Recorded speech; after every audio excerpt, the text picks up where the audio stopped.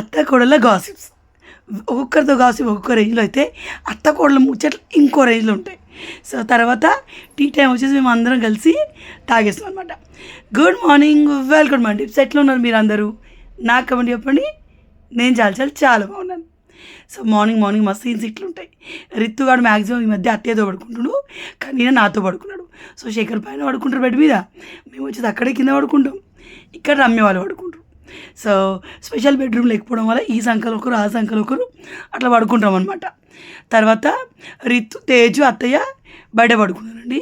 రుత్తుగాడు దాదాపు అత్తయ్యతోటి బయట పడుకుంటూ ఉంటాడు. సో ఈరోజు శేఖర్కి స్నానం పోస్తాం అనమాట. అందుకని చెప్పేసి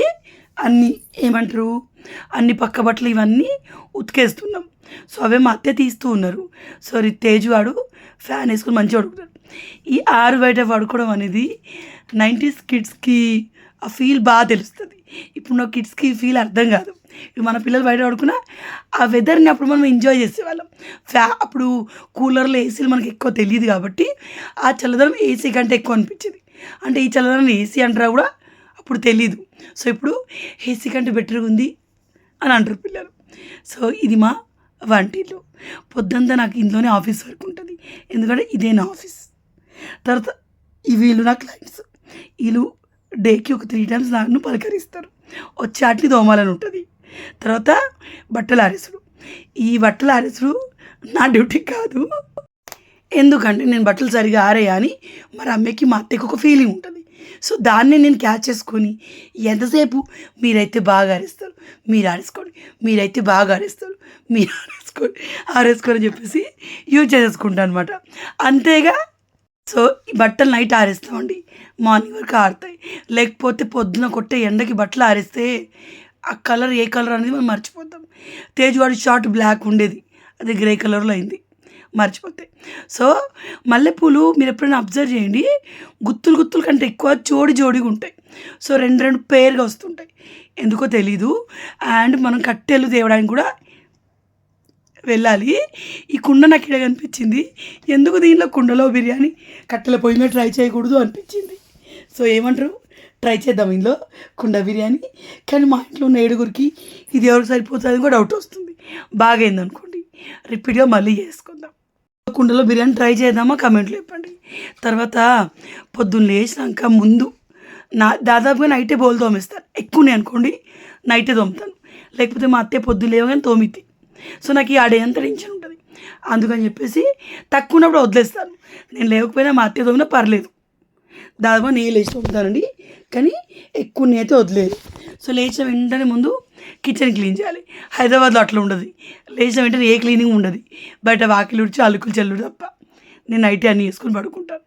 సో తర్వాత బట్టలు వాషింగ్ మిషన్లో వేయాలి, ఎందుకంటే ఈరోజు శేఖర్కి స్నానం చేపిస్తాం. తన బట్టలతో పాటు మేము వాడుకున్న బట్టలు కూడా అన్నీ ఒకేసారి వేసేద్దాం అత్తమ్మ అన్నమాట.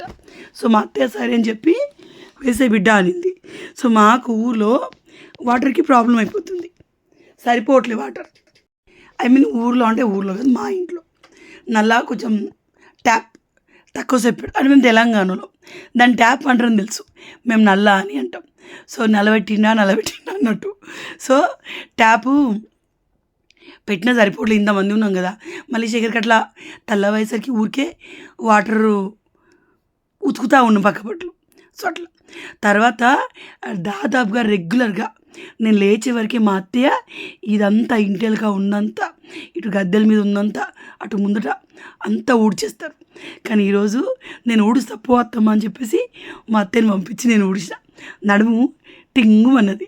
నా పీసీవాడికి ఇది మంచి ఎక్సర్సైజే అనుకోండి. తర్వాత తేజ్ వాడికి ఎండ వస్తుందని మా అత్తమ్మ ఎంతసేపు బిడ్డ వాడిని జరపలేమో అత్తమ్మ అంటే చూసిరా, నా దిక్కు లేస్తుంది, అత్తమ్మ దిక్కు లేస్తుందా చెప్తే వినరు, అని జరపలేము అత్తమ్మ అన్న. వాడేంది బిడ్డ, వాడెంతున్నాడు బిడ్డ, వాని జరపలేమా అన్నది. ఇక జరుపు అంటే లేతలేడు బిడ్డ అంటుంది. సో వాడిని ఇటు జరిపి బజ్జ పెట్టినాం అనమాట. తర్వాత కాసేపు రెస్ట్.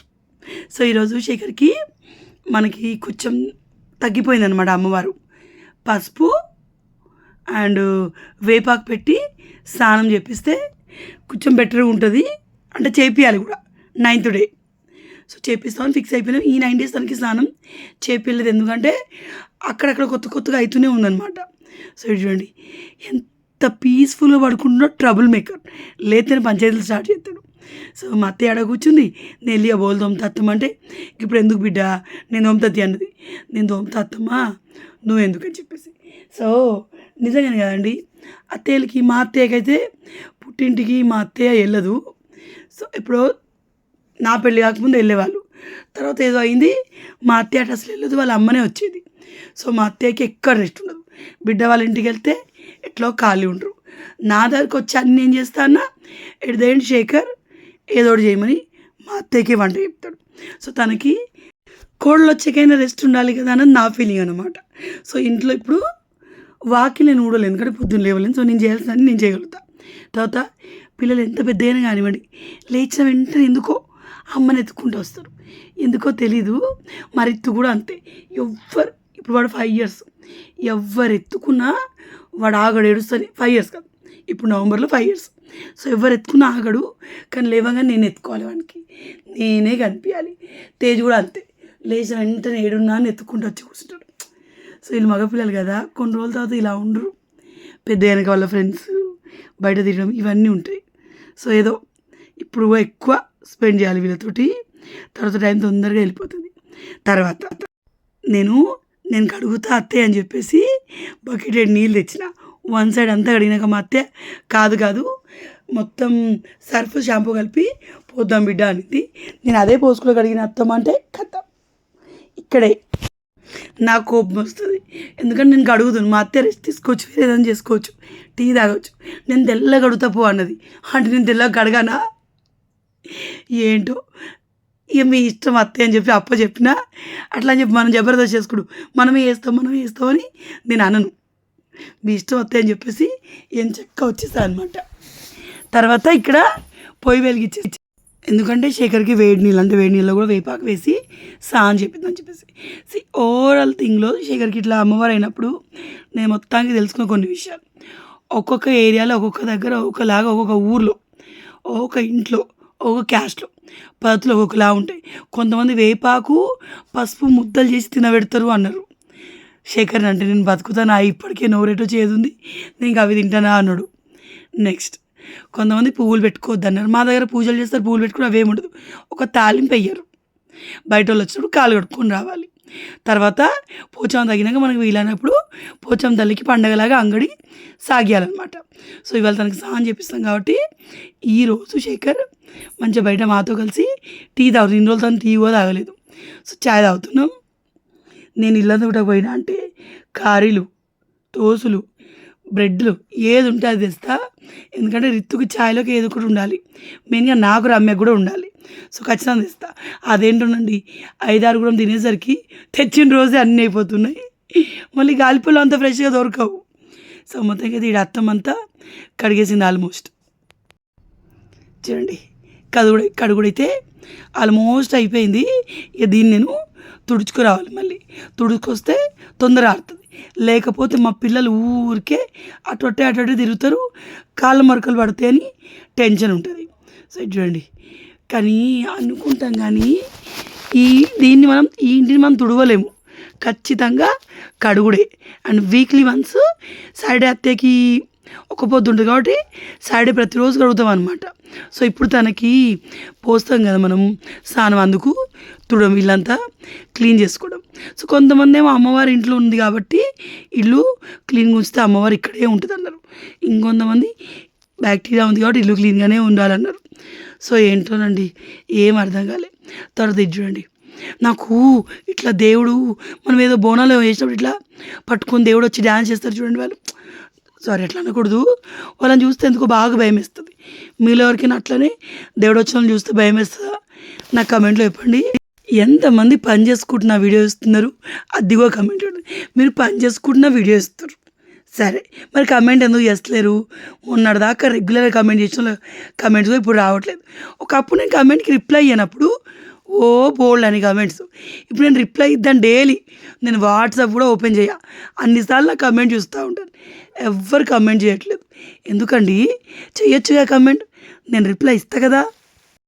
తర్వాత వేపాకు మా అత్తయ్య 2 రెమ్మలు చాలు బిడ్డ అన్నది. బాడీ మొత్తానికి 2 రెమ్మలు ఎట్లా సరిపోతాయి అత్తయ్య అని చెప్పి ఆల్మోస్ట్ వాళ్ళు వద్దన్న ఎక్కువనే పెట్టిన. అందులో వేపాకు, పసుపు కూడా హాఫ్ స్పూనే ఎక్కువ వేస్తే అత్తమ్మ, ఎందుకంటే మనకి బ్యాక్టీరియా స్ప్రెడ్ అవ్వకుండా ఉంటుంది కదా. అంటే అది చూడండి, అత్తయ్యని అడిగిన కొంచెమే ఎక్కువ కనింది. సో కొంచెం వేసి వాటర్ వేసి పట్టిన, కొంచెం నీళ్ళు పట్టేది ఉండేది, కొంచెం గట్టిగా పట్టిన. మొత్తానికైతే ఈ వేపాకు పసుపు వల్ల యాంటీ బ్యాక్టీరియల్ ప్రాపర్టీస్ ఉండడం వల్ల అది స్ప్రెడ్ అవ్వదు. అండ్ వన్ మోర్ థింగ్, మనకి అమ్మవారు అయినప్పుడు పైన వచ్చే ఫ్లేకి స్కిన్ బ్లాక్గా ఎండిపోయింది, అది కూడా ఒక రకంగా స్క్రబ్బింగ్ అయింది అనమాట. సో ఇక్కడ శేఖర్కి అంత పెట్టామన్నమాట, అత్తయ్య నేను నిద్రం కూడాను. అంటే శేఖర్ పెట్టుకోవడా అంటే పెట్టుకోవచ్చు తనకి, కానీ మా అత్తయ్య కొడుకు కదా మనమే పెడదామని చెప్పేసి మొత్తం పెట్టమంది. అరిచి అయితే కూడా చాలా అయినాయండి. మా శేఖర్ని ఇంత సిక్గా తనకి మనం ఏం చేయలేని సిచ్యువేషన్లో చూడడం మా పెళ్ళైనప్పటి నుంచి ఇదే ఫస్ట్ టైం. చాలా బాధేసింది తనకి. నైట్ పడుకోవడం రాకపోతే ఇప్పుడు అంతే సంబరంగా ఉంది, ఎందుకంటే సెట్ అయిపోయిండు. తర్వాత ఇక అత్తయ్య పెట్టడం అయిపోయింది, ఒక 10 మినిట్స్ ఉండి స్నానం చేయమని తనకు చెప్పింది. ఈలోపు నేను స్టవ్ ఆ కట్ట అంతా క్లీన్ చేస్తాను అనమాట. సో ఇలాంటివన్నీ కూడాను మనకి ఇలా పక్క బట్టలు ఊకి వేయడాలు, స్పెషల్గా స్నానాలు, ఇవన్నీ చూస్తే మా ఇంట్లో కూడా ఒక ఆడపిల్ల ఉంటే పెద్ద మనిషి అయినప్పుడు, పుష్పవతి అయినప్పుడు, తన ఫస్ట్ పీరియడ్స్ వచ్చినప్పుడు ఇలాగే చేస్తారు కదా అన్నట్టు నేను మా రమ్య అనుకున్నామండి. స్పెషల్ కేర్ ఉంటుంది కదా. కానీ మీరు ఎప్పుడైనా అబ్జర్వ్ చేశారా, మనకు ఆడవాళ్ళకి ఏమైనా అయినప్పుడు మనమైన స్పెషల్ కేర్ని, ప్రతి ఒక్క విషయాన్ని మైండ్లో పెట్టుకొని అడుగుతామో లేదో తెలియదు, కానీ మగవాళ్ళకి ఏమైనా అయినప్పుడు ప్రతిదీ పట్టించుకుంటారండి. వేపాకు బెడ్ కింద వేసినావా, వేపాకుతోటి నాకు రాయరా, నాకు వేడి నీళ్ళు పెట్టరా, ప్రతిదీ శేఖర్ అడిగి మరీ చేయించుకున్నాడు. నాకు అనిపించింది వీళ్ళ ఆడపిల్ల అయితే మనం ఆట ఆడిపించేవాళ్ళని. సో అక్కడ స్టవ్ కడగడం అయిపోయింది. తర్వాత బెడ్షీట్ చేంజ్ చేస్తున్నాం రమ్య నైటీలు బాగున్నాయి అన్నారు, నాకు కూడా నచ్చినాయి. మా అత్తయ్య ఉన్నప్పుడే కొనిందంట రమ్య. నేను అత్తమ్మ నాకెందుకు కొనలే అత్తమ్మ అంటే, ఏమో బిడ్డ నీకు నచ్చుతాయి లేవో అని అన్నది. 3లో ఇది బాగుంటుంది, నాకు ఇది బాగా నచ్చింది. ఈ నైటీ ఎంత అండి, 250 అనంట. క్లాత్ ఇంటి ముందు రమ్మ వచ్చిందంట, క్లాత్ బాగుంది. మళ్ళీ దీన్ని డ్రెస్ మోడల్ నైటీలు అంటే ఇస్తారంట, కానీ ఇది నా సైజు. మా రమ్య కుట్లు పెట్టించుకోక అలాగే వేసుకుంటుంది. సో ఇదండి ఒక స్పెషల్ డేలా అనిపించింది. మంగళ స్నానం చేయించిన ఫీలింగే వచ్చింది నాకైతే. సో తర్వాత మెత్తగా ఔషన్లు, ఆ బెడ్షీటు ప్రతి ఒక్కటి మార్చి ఇంకా రమ్య పైన వేపాకులు పెట్టింది. మన పెద్దవాళ్ళు ఈ మూఢనమ్మకాలన్నీ వట్టిగానే తేలేదండి. వేపాకులో యాంటీ బ్యాక్టీరియల్ ప్రాపర్టీస్ ఉంటాయి. ఏమైనా ఇన్ఫెక్షన్ ఉంటే అది ఎక్కువ కాకుండా చేస్తుంది. ఓకే, తర్వాత పసుపు కూడా అంతే. సో అందుకే బాడీకి పెట్టమంటారు. ఇన్ఫెక్షన్ ఉన్నప్పుడు వైట్ క్లాత్ మీద ఎందుకు పడుకోమంటారో నాకు అదొకటి అర్థం కాలేదు. మరోవర్ బెడ్షీట్స్ ఇక్కడ 2 ఉన్నాయి, నేను 3-4 తెచ్చినా 2 అనిపిస్తున్నాయి. ఆ 4 తెస్తే 2 ఇల్లంతా కూడా ఇచ్చిన, 2 అత్తయ్యకి ఇచ్చిన అనమాట. సో ఆ 2 శేఖర్కి మార్చి వాడుతున్నాం. సో ఇదండి ఎలా అనిపించింది వీడియో, శేఖర్కి ఎలా ఉంది అడిగే వాళ్ళ కోసం ఈ వీడియో. శేఖర్ ఆల్మోస్ట్ సెట్ అయిపోయాడండి, నేనైతే చాలా హ్యాపీ. తర్వాత మజ్జిగ ఇమ్మన్నారు. సో మజ్జిగ అనేది రెగ్యులర్గా తను తాగుతూనే ఉన్నాడు. తర్వాత ఇది చూడండి, నా వీడియోనే వీళ్ళు ల్యాప్టాప్లో పెట్టుకొని మరీ చూస్తారు. నా వాయిస్కి నేను ట్రీట్మెంట్ తీసుకోవాలి.